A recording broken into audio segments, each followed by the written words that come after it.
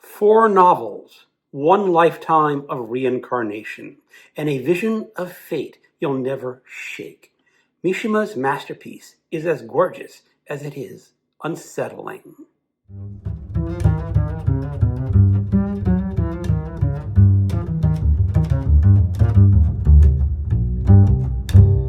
Hello, welcome to my channel, another Bibliophile Reads. My name is Greg, and in January I will be starting a literary event, one of the masterpieces of 20th century Japanese literature, Yukio Mishima's Sea of Fertility Quartet.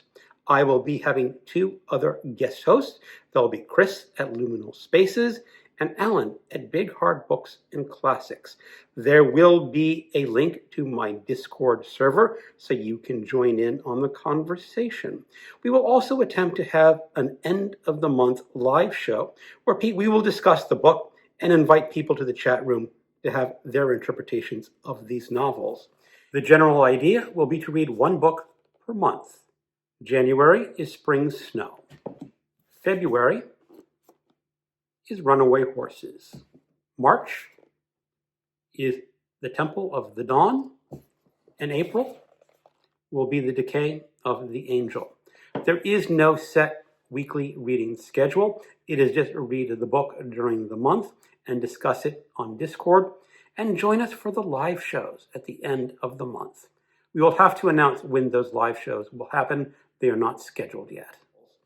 If you are not familiar with these books, as I am not too familiar, I have read 1 other book by Yukio Mishima, and that is The Sailor Who Fell from Grace with the Sea.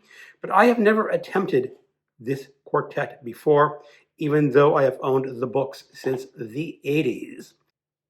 Let me tell you about Yukio Mishima.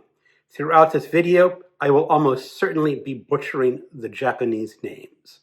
Yukio Mishima, 1925 to 1970, born in Kimatakura, was one of Japan's most acclaimed, flamboyant, and controversial modern writers. Raised largely by an overprotective grandmother, he grew into a literary prodigy with a fascination for beauty, death, and the tension between traditional Japanese ideals and modern life. By the 1960s, he was internationally recognized. His growing political nationalism led him to form a private militia and attempt to spark a restoration of imperial authority.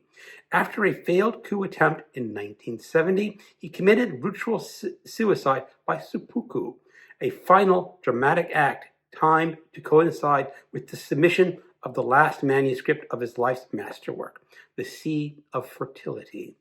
The 4 novels of the cycle, Spring Snow, 1969, Runaway Horses, 1969, The Temple of the Dawn, 1970, and The Decay of the Angel, 1970, chart 60 years of Japanese history, 1912 to 1970, through the eyes of Shigukara Honda, who becomes convinced he is witnessing the successive reincarnations of his friend Kayoka Musagi.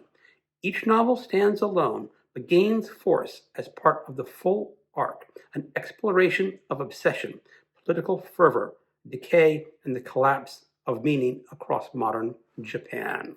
Again, I am not that familiar with this work, so I've done some internet research to describe these books to you. Spring Snow. Set in the Taishōra era, 1912 to 1926, the novel follows forbidden romance between aristocratic Kayoka Musagi and Satoko Akira, a noblewoman promised to a prince. Kayo Asaka's pacifity and emotional intensity become tragic forces when he finally declares his love. It is too late. The themes of this book are impertinence and doomed beauty, class hierarchy and the erosion of aristocracy, youthful longing and emotional paralysis, Buddhism's concept of karmic consequences. It has some good critical reception, often considered the most accessible and lyrically beautiful of the 4, with lush prose and a classical, tragic structure. Critics praise its psychological insight and nostalgic portrait of a fading elite. Runaway Horses. 45-year-old Honda encounters the reincarnation of Kaioksa and Isho Isamara, a fanatical young nationalist in 1930s Japan. Ishura becomes involved in a plot to assassinate capitalists and restore a pure Japan inspired by Chopin revolt. Its themes are violent idealism and political extremism, the seductions of purity and self-sacrifice, fascination with heroic death, and the cyclical nature of obsession. Critical reception. This is the most overtly political entry. Many Western critics admired its sharp critique of fanaticism, though some found the ideological passages heavy. Japanese critics were deeply divided. Some seen it as a warning, others as a reflection of Mishima's own extremism. Temple of the Dawn. Now in middle age, Honda meets the next reincarnation, a Thai princess, Ying Chan, and later a young Indian woman. The novel shifts into metaphysical territory as Honda becomes consumed with the nature of reincarnation, Buddhism, Hinduism, and the self. The themes are metaphysics, selfhood, illusion, desire twisted by age and intellectual obsession, East-West political comparisons, madness and the failure of reason. Critical reception. The most divisive of the four, admired for ambition but criticized for long philosophical passages. Some reviewers felt Mishima was intentionally destabilizing the narrative to prepare for the finale. The Decay of the Angel. In post-war Japan, an elderly Honda adopts Toru Yashigora, a troubled orphan he believes is the final reincarnation.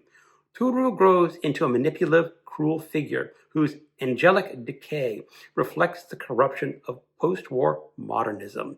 The novel ends with a stark, desolate vision, the collapse of Honda's lifelong conviction about a revelation that throws the entire cycle into doubt. Themes: spiritual emptiness and the illusion of meaning, aging, disillusionment, and moral decay, the end of beauty and transcendence, the collapse of narrative certainty. Overall significance. The Sea of Fertility is often ranked among the major literary achievements of the 20th century. Readers praise the quartet for its emotional power, philosophical ambition, and the sweeping portrait of Japan's transformation. Detractors take issue with its reactionary politics, obsession with purity and death, and Mishima's performance of anesthetizing violence. Yet taken together, the novels form a unified meditation on impermanence, desire, fanaticism, and the haunting question of whether anything, love, belief, or beauty, can persist in the flow of time. They remain both admired and hotly debated, and very much in the spirit of their author.